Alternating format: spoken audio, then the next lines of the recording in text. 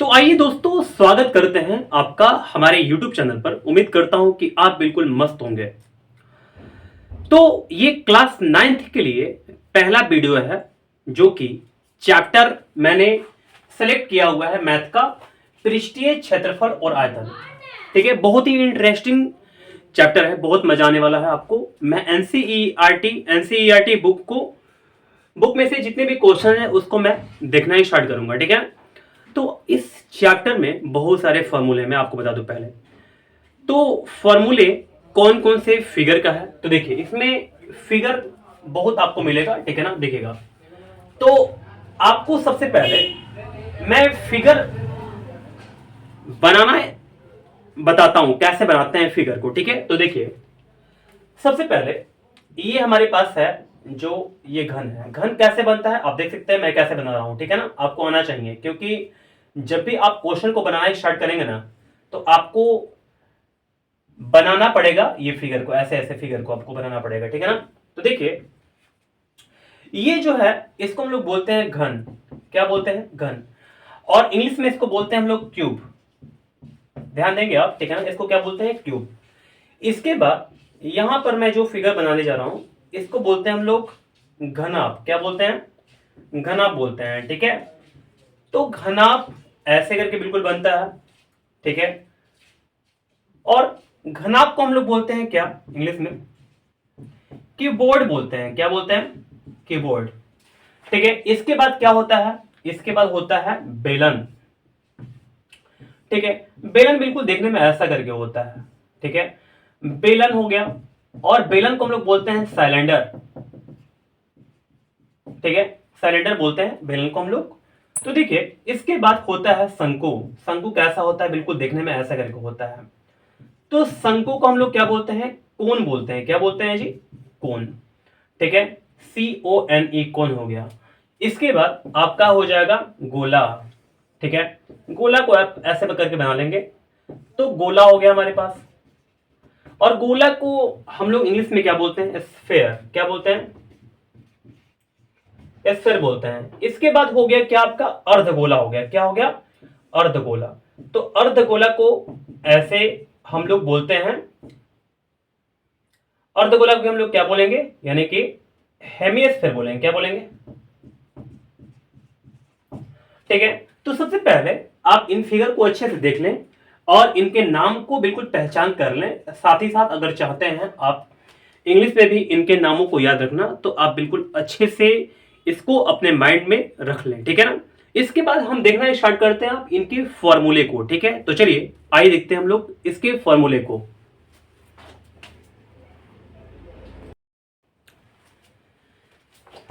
तो आइए दोस्तों, अब हम देखना स्टार्ट करते हैं घन के जितने भी फॉर्मूले हैं वो कैसे बन पाएंगे, उसको हम लोग देखना स्टार्ट करते हैं। तो आइए देखें हम इनके सारे फॉर्मूले को। सबसे पहले इस बॉक्स को हम लोग क्या करेंगे? तोड़ देंगे। कैसे? ऐसे रूप में। ठीक है, चलिए ये घन क्या आकार का था और यहां पर मैंने तोड़ करके ऐसे इसको बना दिया। ठीक है ना, अगर मैं आपसे पूछता हूं ये अगर घन है तो इसमें लंबाई, चौड़ाई और ऊंचाई जो होगा वो क्या होगा? आप बोलेंगे कि तीनों के तीनों बराबर होगा। यानी कि जो लंबाई है, जो चौड़ाई है और जो ऊंचाई है, तीनों के तीनों क्या हो जाएगा? बराबर हो जाएगा।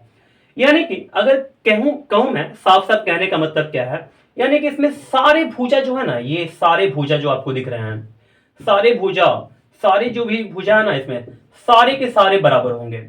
मैं बताता हूं, अगर आप ऐसा फिगर का कोई वस्तु देखिएगा तो पता है कैसा आपको फिगर नजर आएगा? जैसे आप पासा देखें ना, तो पासा बिल्कुल ऐसा ही नजर आएगा आपको। ठीक है, उसमें अगर पासा में, अगर पासा समझते हैं, यानी कि लूडो, लूडो वाले जो आता है ना छक्का आपका, उसको हम लोग बोलते हैं यानी कि पासा। ठीक है ना, तो देखिए अगर उसको हम लोग ध्यान से देखेंगे ना करना, तो उसके जो कॉर्नर हैं, किनारे जो हैं, वो सबके सब बराबर होते हैं। अगर नहीं बराबर होगा तो क्या होगा?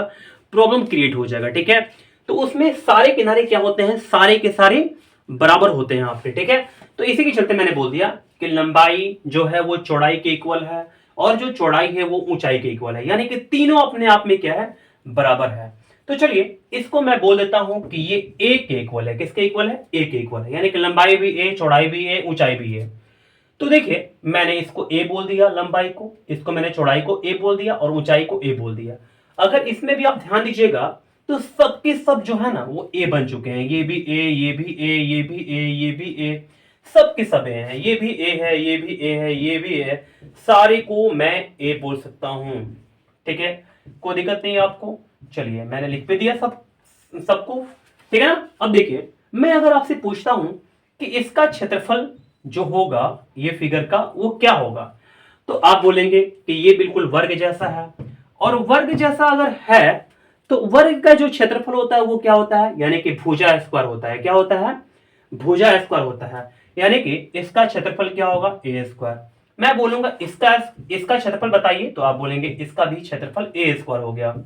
ठीक है, इसका क्षेत्रफल क्या होगा, ए स्क्वायर। इसका क्षेत्रफल क्या होगा, ए स्क्वायर होगा। इसका क्षेत्रफल क्या होगा, ए स्क्वायर हो जाएगा। इसका भी क्षेत्रफल क्या होगा, ए स्क्वायर हो जाएगा। यानी कि सभी जो फिगर टुकड़ों में बटे हुए ना, ठीक है, यहां पर इसका सबका क्षेत्रफल क्या हो जाएगा, ए स्क्वायर, हर एक का। ठीक है, अब मैं पूछता हूं संपूर्ण पृष्ठ, यहां पर एक वर्ड है संपूर्ण पृष्ठ, समझते हैं, यानी कि पूरा क्षेत्रफल, यानी कि पूरा ऐसे करके जो बना हुआ ना फिगर ना, पूरा क्षेत्रफल कैसे निकल कर आएगा, तो हम लोग क्या बोलेंगे 6a स्क्वायर। कितना आएगा, 6a स्क्वायर। देख लीजिए 1 2 3 4 5 6 आ गया आपका। तो 6a स्क्वायर इसका क्या आ गया, क्षेत्रफल आ गया। ठीक है, उम्मीद करता हूं ये बात आप समझ गए होंगे अच्छा से। अब देखिए यहां पर बोला कि घन का वक्र पृष्ठ का क्षेत्रफल।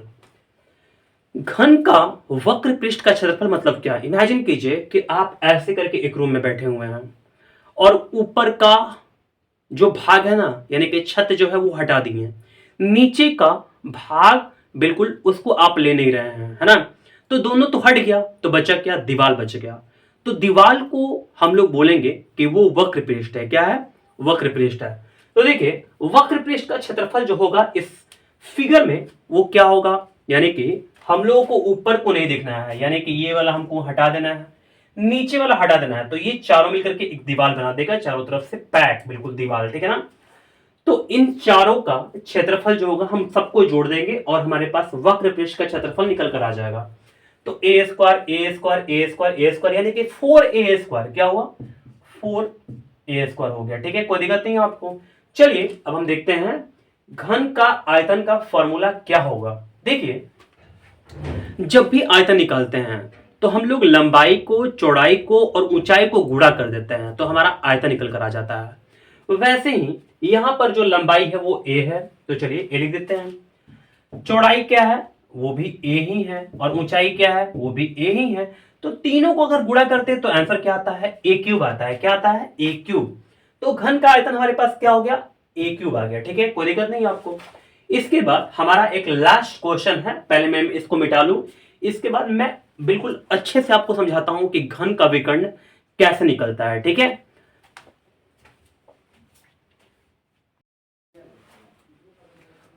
तो आइए दोस्तों अब हम देखते हैं घन का विकर्ण का जो फॉर्मूला होगा वो क्या होगा और कैसे निकलेगा। तो उसको बताने के लिए, घन का विकर्ण का फॉर्मूला बनाने के लिए मैंने एक फिगर बनाया हुआ है, यानी कि ये वाला फिगर जो है ना मैंने यहां बना लिया। ठीक है ना। चलिए आपसे एक क्वेश्चन पहले पूछते हैं। ठीक है, थोड़ा सा ध्यान से सुनिएगा। ठीक है, जैसे मान लीजिए कि आप एक ऐसे रूम में बैठे हुए हैं, मैंने बोला इसमें आपको एक छड़ रखना है, या आप सोच सकते हैं कि पाइप रखना है। पाइप को कैसे रखिएगा ताकि उससे बड़ा पाइप इस रूम में ना अट सके, थोड़ा सा दिमाग लगाइए। ठीक है, अगर आपको समझ में नहीं आ रहा तो वीडियो को रोकिए, ठीक है, और समझना है स्टार्ट कीजिए, इसके बाद आप वीडियो को आगे देखिएगा। तब तक मैं आगे बढ़ता हूं। तो देखिएगा सबसे जो बड़ा छड़ होगा वो कैसे रख पाएंगे आप, तो बिल्कुल आप ऐसे करके रख पाएंगे, जैसे ये वाला इसको आप ज्वाइंट कर लेंगे ऐसे करके। सबसे बड़ा छड़ ऐसे ही करके आपको बिल्कुल आप रख सकते हैं ऐसे करके। ठीक है ना। तो चलिए हमको इसी का लंबाई जो है ना ये निकालना है, इसी को हम लोग बोलते हैं घन का विकर्ण। ये घन है ना, तो इसका ये विकर्ण हो जाएगा, इसी को निकालना है हमको। ठीक है, तो चलिए ये तो आप समझ गए। ठीक है, इसको निकालने के लिए मैं क्या करता हूं, एक मैं बताता हूं आपको ये कैसे निकल पाएगा। देखिए जैसे ये वाला क्या है, आप बोलेंगे कि ये आधार है ना, आधार है ना। चलिए मैं इस आधार को थोड़ा सा यहां बना लेता हूं, ठीक है, आपके सामने। चलिए ये आपका आधार हो गया। ये जो कोण होगा यहाँ पर कितना डिग्री का होगा, 90 डिग्री का। ये कितना डिग्री का है, 90 डिग्री का, तो ये भी क्या होगा, 90 डिग्री का होगा। एक्चुअली ये 3D फिगर है, इसी के चलते आपको ऐसा नजर ये नहीं आ रहा है, लेकिन ऐसा ही फिगर ये नीचे वाला है, ठीक है, कोई दिक्कत नहीं आपको। तो देखिए अब हम क्या करेंगे, इसको ज्वाइंट कर लेंगे ऐसे करके, ठीक है ना। इसमें थोड़ा सा अच्छा से मैं इसको बनाता हूं, ये वाला मैंने ऐसे करके ज्वाइंट कर लिया, ठीक है। तो यहां पर भी मैं इसको ऐसे करके ज्वाइंट कर सकता हूं। अब देखिए यहां पर ये जो भुजा है ये क्या है, ए है, ये भी भुजा क्या है, ए ही है। तो मैं इस भुजा को ए लेता हूं, यहां पर भी इस भुजा को मैं ए लेता हूं, ठीक है, कोई दिक्कत नहीं है। चलिए अब मैं आपको समझाता हूं। अगर आप इसका वैल्यू निकालेंगे, यानी कि ये वाला वैल्यू निकालेंगे आप, तो कैसे निकालेंगे, तो आप बोलेंगे कि सिंपल सा ये एक त्रिभुज दिख रहा जो कि समकोण त्रिभुज है। क्यों समकोण त्रिभुज है, क्योंकि यहां पर 90 डिग्री है ना, तो इसी के चलते ये समकोण त्रिभुज हो गया। और समकोण त्रिभुज में ये 90 डिग्री के ठीक सामने क्या होता है, यानी कि कर्ण होता है, ठीक है। तो कर्ण कैसे निकालते हैं, तो पाइथागोरस नियम लगा देंगे और हमारा कर्ण बिल्कुल अच्छे से निकल कर आ जाएगा, ठीक है। तो कर्ण का जो फॉर्मूला होगा वो क्या होगा यहां पर, यानी कि कर्ण बराबर अंडर रूट में यहां पर ऐसे लिखते हैं, कर्ण स्क्वायर बराबर लंब का स्क्वायर प्लस आधार का स्क्वायर। लंब कितना हमारे पास ए स्क्वायर है, यानी कि लंब का स्क्वायर, थोड़ा सा फुल लिख देते हैं ऐसे करके, लंब का स्क्वायर प्लस क्या हो जाएगा, आधार का स्क्वायर। अब देखिए आप ही कि लंब हमारे पास क्या है, ए है, तो ए का स्क्वायर, आधार हमारे पास क्या है, ए है, तो ए का स्क्वायर हो गया। और यहां पर क्या हो जाएगा, कर्ण का स्क्वायर हो जाएगा, ए स्क्वायर प्लस ए स्क्वायर क्या हुआ, 2a स्क्वायर हो गया। और यहां पर जो स्क्वायर लिखा था ना, तो इसको हम लोग क्या करेंगे, राइट मूव करा लेंगे यहां पर राइट हैंड साइड में। तो हमारे पास ये ऐसे करके आ गया। अब देखिए √2 का तो वर्गमूल निकलेगा नहीं, पॉइंट में निकलेगा, तो छोड़ देंगे ऐसे करके, √2 है ना। और यहां पर ए स्क्वायर का अगर वर्गमूल निकालते हैं, यानी कि ऐसे करके हमारे पास है, रूट में है क्या, ए स्क्वायर, तो ये दोनों कैंसिल हो जाता है और हमारे पास केवल ए बचता है। तो यहां पर देख सकते हैं आप क्या हो गया, हमारे पास कर्ण का जो मान आ गया वो √2a आ गया। तो हम लोग यहां बोल देंगे कि इसका मान कितना आ गया, √2a, ठीक है। दोनों पर रूट नहीं चढ़ाएंगे बल्कि केवल √2a ऐसे करके लिखेंगे, ठीक है ना। तो देखिए ये हमारे पास कितना आ गया, √2a आ गया, कोई दिक्कत नहीं है। चलिए मैं आपसे एक बात पूछता हूं, यहां पर जो ऊंचाई है वो कितना है, तो आप बोलेंगे कि ये a है, क्योंकि लंबाई, चौड़ाई और ऊंचाई जो है हमारे पास वो तीनों के तीनों क्या है, यहां पर a ही है ना। चलिए मैं इसको अब रफ करता हूं तो देखिएगा।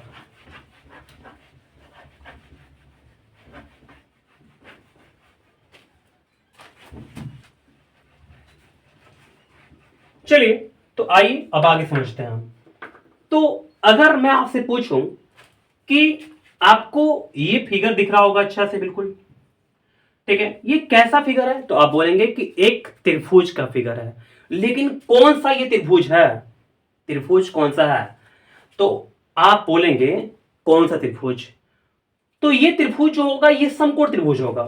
शायद आपको कंफ्यूजन हो रहा होगा, लेकिन हाँ ध्यान दीजिएगा यहां पर ये 90 डिग्री का है।